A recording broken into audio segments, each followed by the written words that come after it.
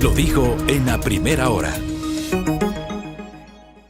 Muy bien, 8:15 en la mañana. Un poco lo que le preguntaba hace minutos a la ex asambleísta y ex ministra María Paula Romo. La legisladora de ADN, Inés Alarcón, pidió a la Contraloría General del Estado el inicio de un examen especial a la compañía Centro de Especialidades Nefrológicas Babahoyos Enesba, compañía limitada, que tiene contratos con el Estado y en cuyo directorio consta el asambleísta representante de Los Ríos, Camilo Salinas Ochoa, de la bancada de Construye. Ese pedido lo formuló al final de la semana anterior y está con nosotros vía telemática justamente la asambleísta Inés Alarcón. Asambleísta, bienvenida, buenos días, le saluda Fabricio Vela, ¿cómo le va? Fabricio, ¿cómo está? Muy buenos días, un saludo atento a la ciudadanía. Gracias a usted por conectarse a este espacio. Explíquenos el sentido de este pedido de investigación que ha presentado la Contraloría. Sí, en efecto, pedí un examen de solicitud porque ha llegado hacia mi despacho el conocimiento de que lastimosamente asambleístas constan o son parte de un directorio de clínicas en donde mantienen contratos con el Ministerio de Salud Pública. Se ha hecho, por supuesto, una solicitud al Contralor para que se haga la investigación respectiva y a su vez se actúe con la celeridad necesaria. ¿Cuál es el caso del asambleísta Salinas? Justamente él es el presidente de este directorio del Centro de Especialidades Nefrológicas Babahoyos Enesba. Él es el director de esta clínica, por tanto he pedido que en Contraloría se verifique, también he pedido que se verifiquen los contratos que hay con el Ministerio de Salud Pública, ya que él es parte también de la Comisión de Salud, entonces también habría que revisar el conflicto de intereses que hay, y también la ley orgánica de la función legislativa es clara en el artículo 162 y 163, que la única función que puede ejercer, a más de ser asambleísta, es la docencia. ¿Desde cuándo está vigente esa prohibición de que legisladores no pueden integrar directorios de otros cuerpos colegiados e instituciones o empresas en las que tenga participación el Estado?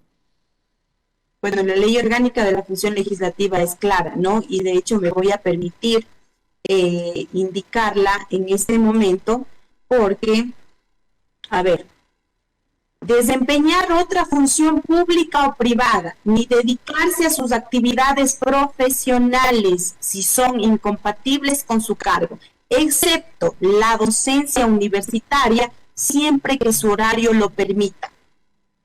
Es clara, la ley orgánica de la función es completamente clara al indicar cuáles pueden ser las funciones de un asambleísta. No nos estamos inventando el agua tibia, no estamos hablando nada de lo que no esté dentro de la función de la ley orgánica de la función legislativa. A más de ello, que la clínica tiene contratos con el Ministerio de Salud Pública. A más de ello se suma que el señor está en una comisión de salud en donde constantemente uno como trabaja en diferentes comisiones de acuerdo a la temática, está inmerso en lo que está pasando en el tema de salud, por tanto por ahí también podría haber conflicto de intereses. Todo esto he pedido no como una acusación directa, sino más bien que se haga un examen, que se revise nada más. Pero ¿cuándo se dio cuenta usted de este posible impedimento del legislador Salinas para ocupar el cargo? Bueno, de hecho, esa información llegó a mi despacho la semana anterior y propuse que sea verificado en Contraloría General del Estado para que sean ellos quienes tomen este caso con la celeridad posible y se pronuncien de manera urgente. Si es que esto es cierto, el doctor Salinas no podría seguir ejerciendo como legislador. Correcto, así es. Por tanto, nosotros sí pedimos a Contraloría General del Estado y de hecho me reuní con el señor Contralor en donde le pedí que se haga, que se actúe de manera rápida y que también se actúe de la manera más transparente posible para que no se confunda un tema de fiscalización con persecución política, por supuesto. Ahora, yo le pregunto a usted, porque es inevitable tener esta inquietud. Esto ocurre luego de estas polémicas sucesivas entre el gobierno y el movimiento Construye. La gente de Construye, acabamos de conversar hace minutos con una de las cabezas de esa organización política, María Paula Romo, que suscribe las aseveraciones de la semana anterior de la legisladora Ana Galarza de que responsabilizan directamente al gobierno, que el gobierno supuestamente está detrás de esta intención de desaparecer esta organización política. Luego tuvimos una controversia el fin de semana anterior, de este fin de semana, el anterior, justamente el fin de semana de la consulta popular, entre el asambleísta Jonathan Parra y la asambleísta Ana Galarza. Pregunto si esto tiene relación, es decir, hay un conflicto abierto entre el gobierno y la bancada de ADN con el movimiento Construye y sus actores políticos, asambleísta Alarcón. Nosotros no tenemos un conflicto con ninguna bancada ni con ningún movimiento político. Nosotros estamos en la Asamblea Nacional para realizar un trabajo de fiscalización y de legislación a favor de los ecuatorianos. Ahora, más que la bancada de Construye acusa al gobierno sin fundamentos por un procedimiento del Tribunal Contencioso Electoral, nosotros creemos en la separación de funciones. El gobierno no tiene nada que ver ahí, nosotros como asambleístas tampoco. Lo que suceda entre el asambleísta Parra y la asambleísta Galarza, vi que tuvieron un pequeño tropiezo en redes sociales, no tiene nada que ver con una solicitud de un examen hacia una clínica en donde el directorio puede ser es un asambleísta y que además tiene contratos con el Ministerio de Salud Pública. Son cosas completamente distintas que no tienen absolutamente nada que ver. Cuando uno asume el rol de un asambleísta, sabe que asume el rol de un fiscalizador también. En ese rol es que he puesto para que se haga la solicitud de este examen. Pero le insisto entonces, ¿no tiene que ver esto que usted ha presentado como pedido de investigación a la Contraloría con una actitud sistemática en contra del movimiento Construye? No es sistemático porque si usted puede diferenciarlo y si la ciudadanía puede diferenciarlo, aquí estamos hablando desde que el 13 de septiembre del 2022 un asambleísta asume como director de una clínica que tiene contratos con el Ministerio de Salud Pública y que es asambleísta hasta la fecha. Cuando la ley de la función legislativa es clara, cuando habla sobre cuál pueden ser sus funciones. Esto no es sistemático, esto no es persecución política, esto no es nada que no tenga que ver, que esté dentro del marco legal que debemos cumplir los asambleístas. Asambleísta Inés Alarcón, en medio de todo esto, usted además es presidenta de la Comisión Legislativa de Seguridad Integral. La Asamblea, a la espera de que se publiquen los resultados oficiales en el registro oficial de la consulta popular, tendrá que tramitar proyectos de reforma al Código Orgánico Integral Penal, un proyecto de reforma a la Ley de Extinción de Dominio y tendrá que elaborar el marco normativo en el plazo de 200 días para la instrumentación del papel complementario de Fuerzas Armadas en tareas de seguridad ciudadana con la Policía Nacional sin estado de excepción. Entiendo que esto último que acabo de citar será parte del trabajo que seguramente hará su comisión. ¿Cómo ve usted el escenario en ese sentido? Bueno, hay diferentes opciones para el manejo de las consultas populares. Primero, que se cree una comisión multipartidista en donde únicamente se trabajen las preguntas aprobadas en las urnas, y segundo, que pase a las diferentes comisiones. El que usted acaba de indicar es una disposición transitoria en la reforma parcial al artículo 158 de la Constitución, en donde habla sobre cuáles deben ser los parámetros. Entiendo que si van a dividirlo por comisiones especializadas, esa tendrá que ir a la de enmiendas constitucionales, más no a la Comisión de Seguridad, y las reformas del COIP irán a la Comisión de Justicia. ¿Y usted cómo le ve? ¿Usted cree que se debería manejar el envío a las comisiones existentes o se debería integrar una comisión especial? Bueno, yo estaría a favor de que se cree una comisión especial, puesto que cada comisión ya viene con un trabajo anterior, ya tiene plazos también para la presentación de las leyes. En este caso, una comisión especial le daría la celeridad necesaria para que no se aprueben dentro de los 60 días, sino en un plazo menor inclusive. ¿Pero por qué cree que le daría celeridad necesaria a una comisión ocasional y no las comisiones especializadas permanentes? Porque las comisiones especializadas ya tenemos también plazos para la presentación de los proyectos de ley que ya están en mesa.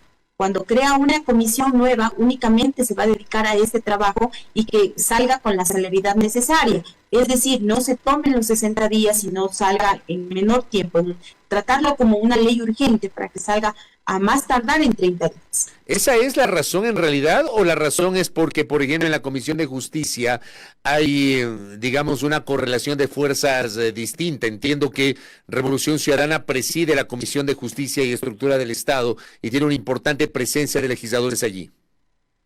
Yo creo que ahorita no debería importar quién está de presidente, cuál es la mayoría en una mesa, porque lo que vamos a tratar es las preguntas que fueron aprobadas en consulta popular, que tuvieron el pronunciamiento ecuatoriano y le dieron la ganancia en las urnas. Por tanto, eso no debería estar en discusión. Estas preguntas deben ser aprobadas en comisión, deben ser aprobadas en pleno y deben ser aprobadas por unanimidad.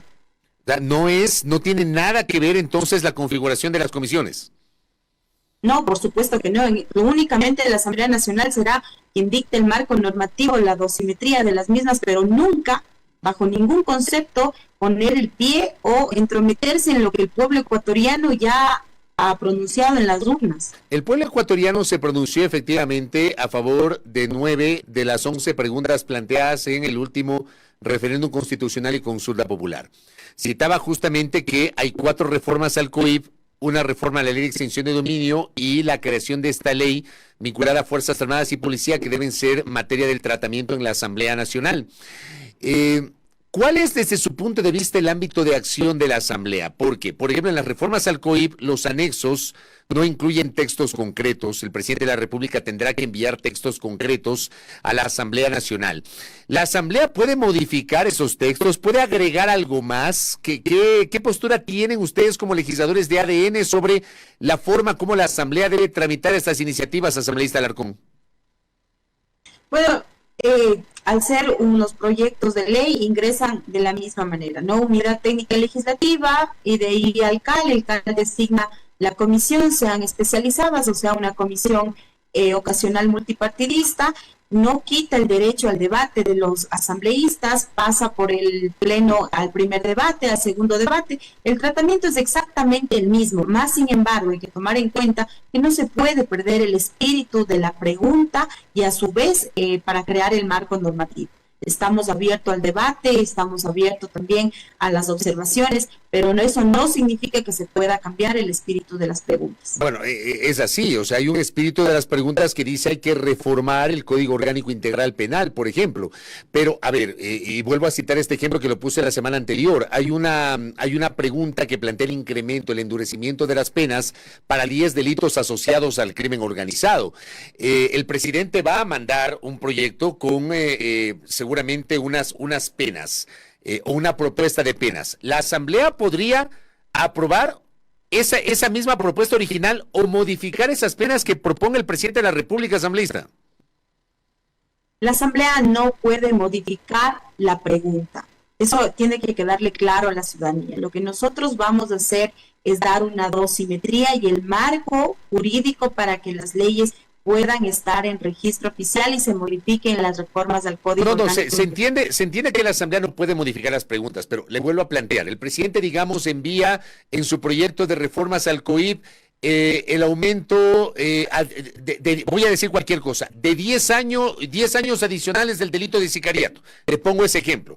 Y en la Asamblea, en el trámite, dicen, no vamos a los 10 años, vamos a los 5 años. Y así va el Pleno. ¿Lo puede hacer la Asamblea? ¿Puede hacer esa modificación y haga el tema de construcción legislativa, asambleísta?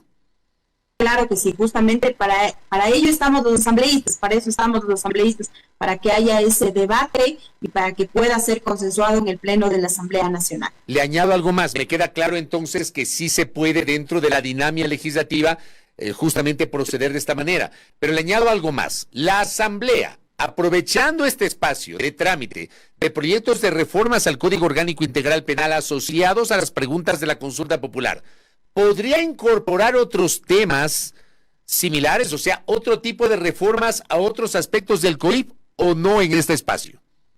No podemos poner ningún tema adicional que no esté a la pregunta, ni ligado, ni que se parezca, ni que pueda parecerse. No puede ser. Únicamente tiene que estar las preguntas de la consulta y en base a eso crear el marco normativo. Para ello existe el principio de configuración legislativa, que no puede cambiarse la pregunta ni ponerse nada adicional que no sea lo que fue en la pregunta aprobada en las urnas. Y lo último, asambleísta Alarcón, ¿le preocupa el hecho de que, por ejemplo, Revolución Ciudadana haya pasado a la oposición total al gobierno del presidente Noboa, que los socialcristianos hayan denunciado que el gobierno se les ha llevado 2 legisladores, que haya esta distancia con el movimiento Construye? ¿Les preocupa eso porque políticamente se han abierto muchos frentes como gobierno a nivel legislativo? A nosotros no nos preocupa la oposición, más bien en un Estado de democracia debe existir la oposición, pero una oposición que construya, una oposición que pueda tener unos debates de altura, una oposición que también tenga un punto crítico en donde pueda aportar para el bienestar de la ciudadanía. No una oposición que únicamente esté pendiente de cumplir su agenda, de cumplir con su partido político o de cumplir con sus líderes. Ahora, más si bien es cierto, nosotros no hemos cogido ningún asambleísta, como dicen todos los medios o los diarios. Más bien esos asambleístas fueron expulsados o renunciaron a sus bancadas. Por supuesto, con nosotros como bancada nos interesa sumar voluntades, juntar capacidades para tener mayor gobernabilidad en el Parlamento.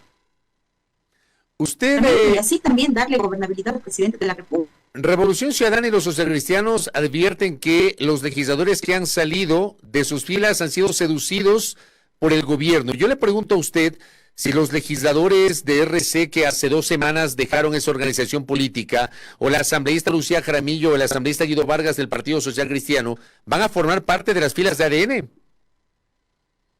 Se cortó, pero la pregunta es si Guido Vargas va a formar parte de ADN. Y Lucía Jaramillo también. Y los 3 legisladores que se fueron hace 2 semanas de Revolución Ciudadana.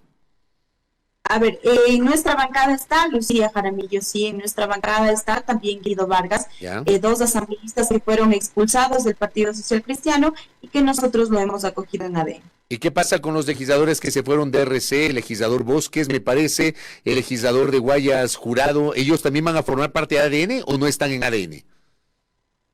Bueno, se deben mantener conversaciones. No soy la vocera de la bancada, ni tampoco la jefe de bancada, quien hace el acercamiento y quien conversa con los diferentes asambleístas, pero nosotros siempre estaremos gustosos de sumar voluntades a nuestra bancada. Correcto. Gracias, asambleísta Alarcón. Estamos pendientes de lo que pase a nivel legislativo. Muy amable. A usted, gracias. Gracias a Inés Alarcón, asambleísta de la bancada de ADN, presidenta de la Comisión Legislativa de Seguridad Integral, aquí en A Primera Hora. Primera Plana. Todas las noticias, todas las voces.